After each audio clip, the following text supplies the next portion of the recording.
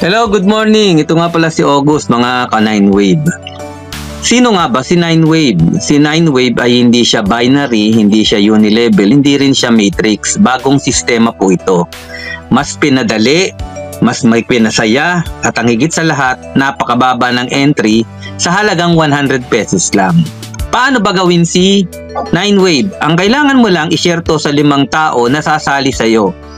Pag sumali sa iyo yung 5 tao dahil ito ay club membership na magkakaroon ng mga merchant para magkaroon ka ng maraming discount, ngayon po nasa community build up tayo. Kailangan nating makakuha ng mga community para sila ang ipakita sa ating magiging merchant upang tayo naman magkaroon ng discounts.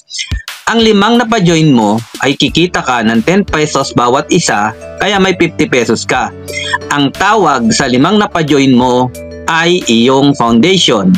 Ang iyong foundation na naman na 5 ay kukuha lamang at magpapajoin ng isa. Kaya kung may tagi-isa sila, 5 uli ang napajoin ng mga una mong foundation. Magkakaroon ka ng 250 pesos.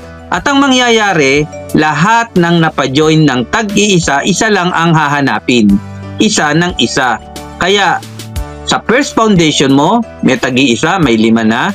Sa second foundation, tagi-isa, may 5 na, 250 na naman. Sa third foundation, may tagi-isa, meron ka na namang 5. At doon nangyayari ang paulit-ulit na unlimited 250 pesos. Tandaan, ang kailangan mo lang gawin, magpa-join ng 5 sa community, yung 5 mo kumuha ng tagi-isa, yung tagi-isang yon kumuha ng tagi-isa at ganun lagi, tag-iisa lang. Ganun siya kadali at magkaroon ng unlimited 250 pesos sa 9 Wave. Magandang araw!